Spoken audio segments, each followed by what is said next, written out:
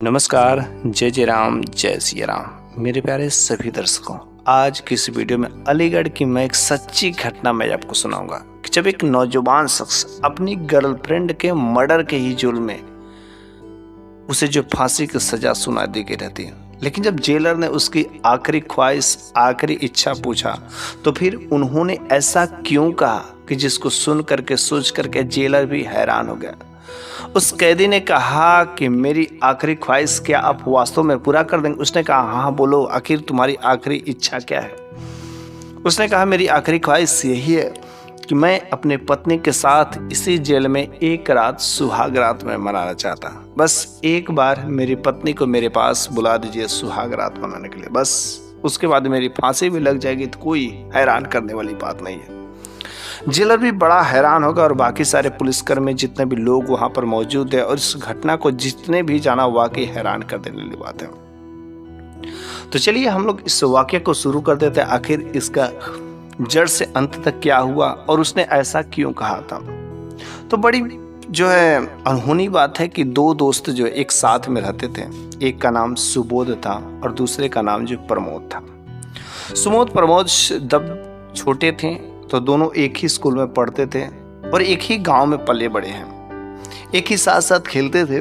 दोनों में बड़ा ही प्यार था, बड़ा ही गहरी दोस्ती थी। दोनों कभी साथ छोड़ करके नहीं जाते थे, हमेशा साथ में ही रहते थे हर चीज का। और गांव में भी लोग जानते थे कि सुबोध और प्रमोद में बड़ी अच्छी और गहरी दोस्ती है। सुबोध और प्रमोद साथ साथ इंजीनियरिंग का भी पढ़ाई करते हैं, साथ साथ हर पढ़ाई करने के बाद जो है उन दोनों लोगों की एक ही कंपनी में जॉब लगती है।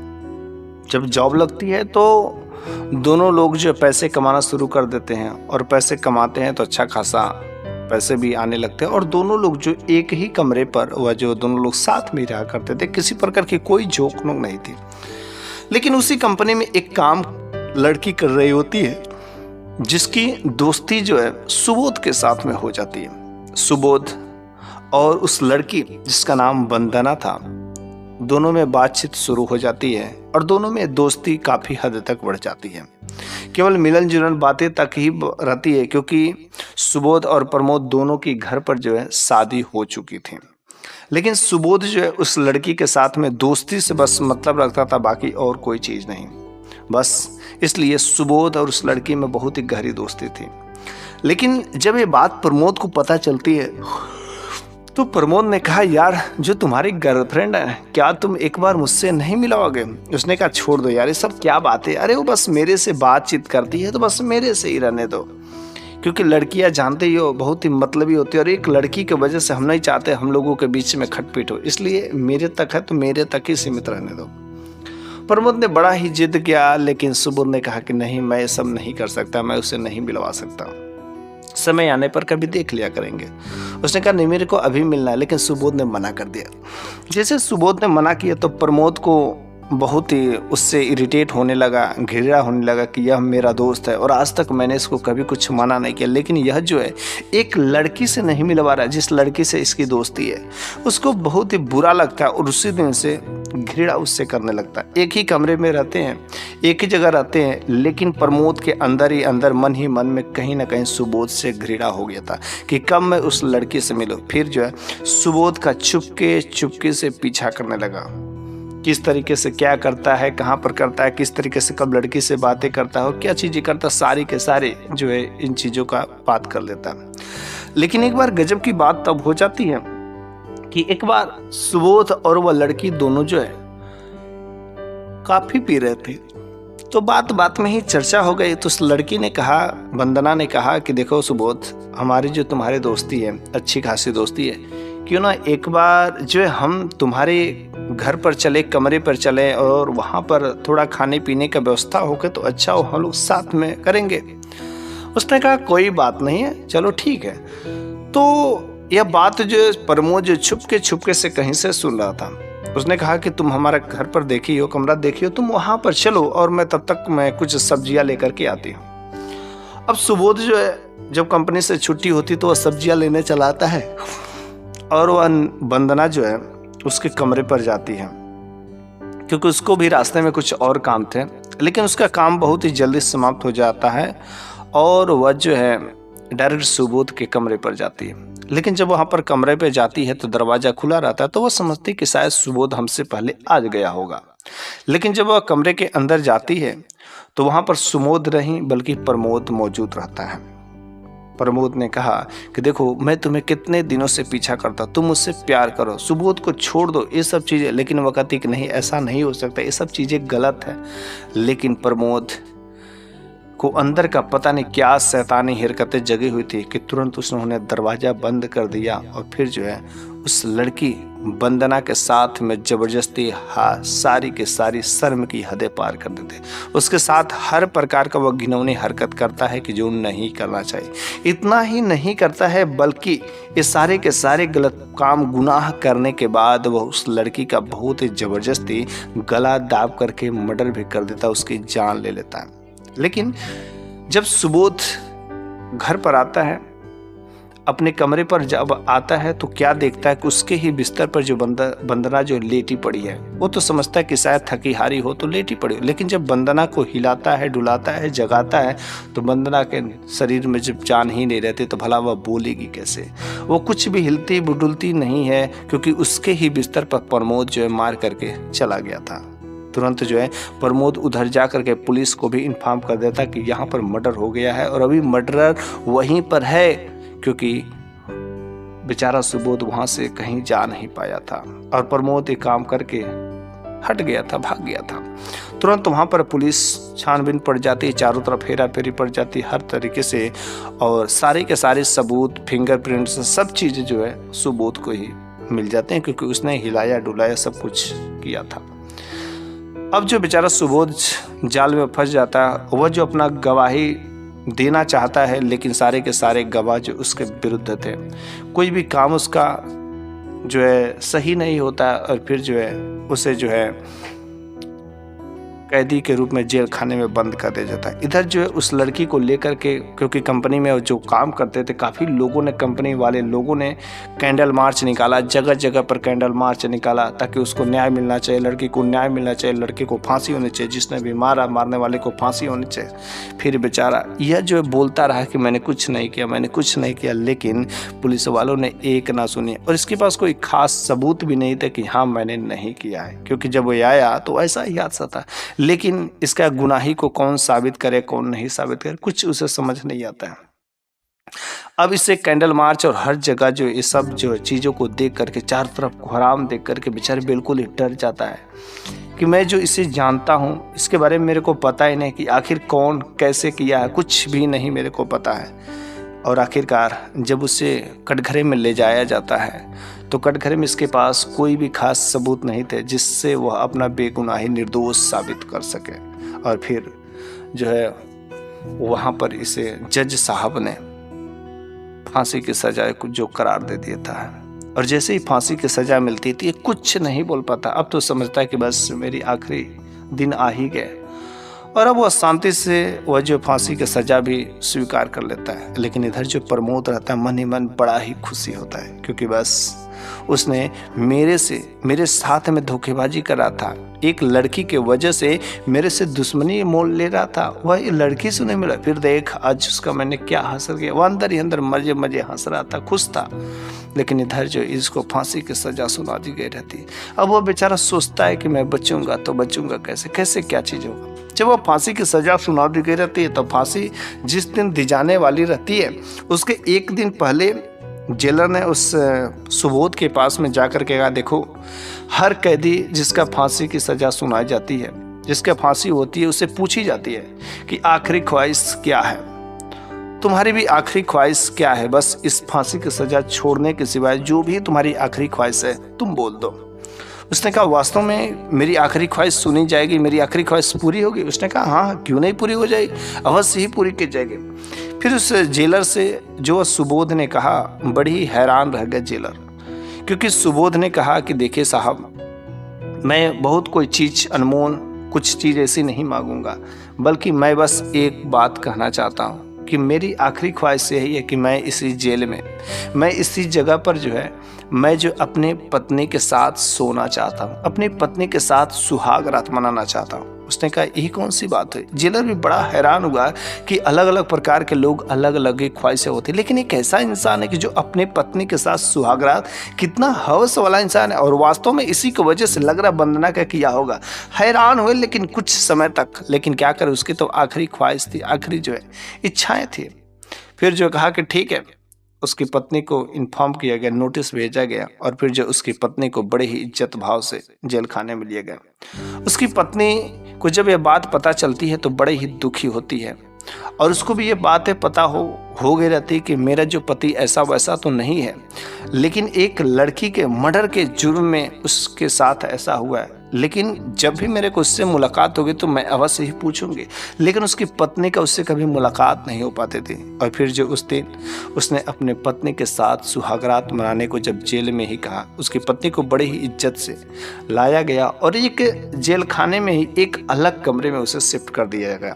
लेकिन जहाँ पर उसे शिफ्ट किया गया वहाँ पर एक जो है वॉइस रिकॉर्डर जो चुपके से लगा दिया गया था, ताकि उन दोनों के बीच में कोई भी चीज़ अगर बात होती है तो सभी लोगों को अच्छे से पता हो सके कुछ ऐसा खबर मिल जाए। और इसलिए उस जगह पर, जिस जगह पर वो कमरे में बंद गया था, उधर हर जगह पर वॉइस रिकॉर्डर लगाया गया था कि कहीं पर अगर वे सब बैठ करके चुपके से बातें करते हो या कुछ करते हो तो अच्छे से पता चल जाएगा।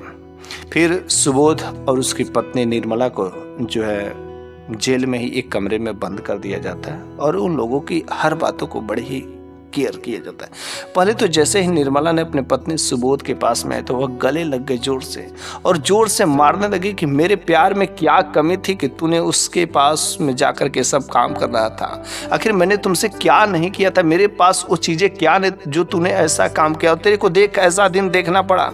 उसने कहा जैसा तुम समझ रहे हो वल्क वैसा बिल्कुल ही नहीं। अगर तुमको मुझ पर भरोसा नहीं, क्योंकि इस दुनिया पर किसी ने मुझ पर भरोसा नहीं किया, बस मेरे को बस तुझ पर भरोसा है। अगर तू मेरे को विश्वास कर सकती तो बोलो तो मैं बताऊं आखिर बात क्या।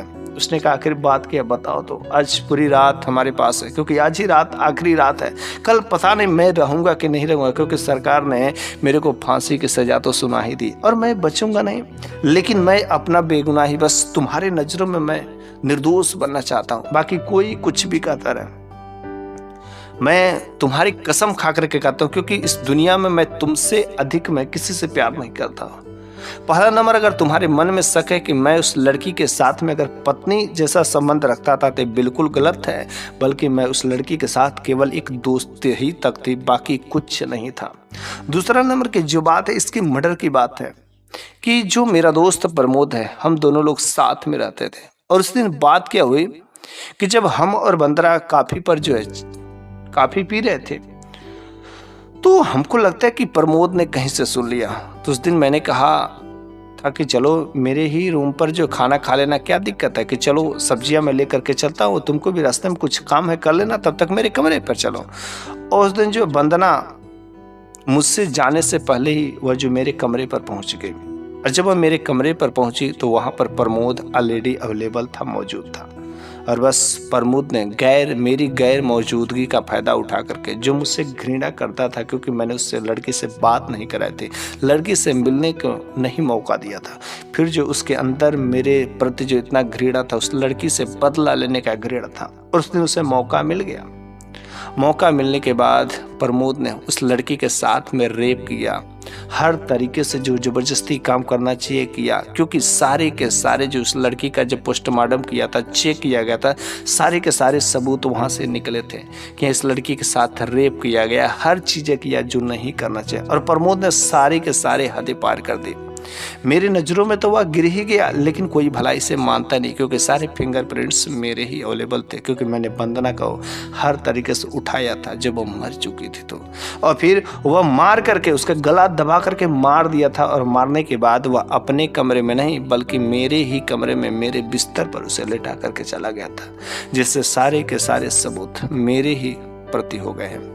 मैं भला बचना भी चाहूँ तो मेरी बात को कौन मानेगा, लेकिन सारे के सारे जो है वॉइस रिकॉर्डर के माध्यम से जेलर, पुलिस वाले, सारे के सारे सब लोग बातें सुन रहे थे। और दोनों बातें कह करके पति और पत्नी खूब रोए जा रहे थे, खूब रोए जा रहे थे, लेकिन भला उसकी बातों को सुनेगा कौन। और ऐसा दृश्य जो है, ऐसा जो सच्चाई सुन करके जेलर के भी आंखों में जो है आंसू आ जाते हैं और सारे पुलिस वाले भी बड़े ही जो है हैरान रहते हैं। फिर जेलर ने सोचा कि देखो अब तो मेरी रिटायरमेंट होने ही वाली है और जीवन में आज तक मैंने बहुत सारी काम किया, लेकिन आज अगर मेरे रहते हुए अगर एक निर्दोष को जो है फांसी लग जाती तो बहुत ही गलत होगा। आखिर जो दोषी है उसको पकड़ा जाना बहुत ही जरूरी है। उस वॉइस रिकॉर्डर को फिर से एक बार और जो है कोर्ट पेशी करता है और वहां पर ले जाकर के जज साहब को रातों रात सुनवाता है।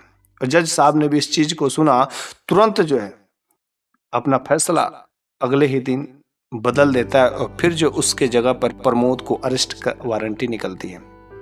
फिर जो प्रमोद को ढूंढा जाता है और प्रमोद को पकड़ा जाता है। उसके पकड़े जाने के रिपोर्ट में उसके जो प्रमोद को अच्छे से धोया जाता, अच्छे से पीटा जाता था। फिर प्रमोद ने अपनी गुनाही साबित कर ली। उससे पूछा गया तूने ऐसा क्यों किया? उसने कहा बस एक लड़की के लिए। और वास्तव में एक लड़की जो है बहुत ही बुरी भी होती है और बहुत ही अच्छी भी होती है। एक लड़की अगर किसी दो दोस्तों के बीच में अगर आ जाती है तो वास्तव में उनका जीवन बर्बाद हो जाता है, उन लोगों की दोस्ती टूट जाती है। इसलिए अगर दो दोस्तों को बरकरार रखना है तो उन दोनों दोस्तों के बीच में कभी किसी लड़की को जगह नहीं देना चाहिए।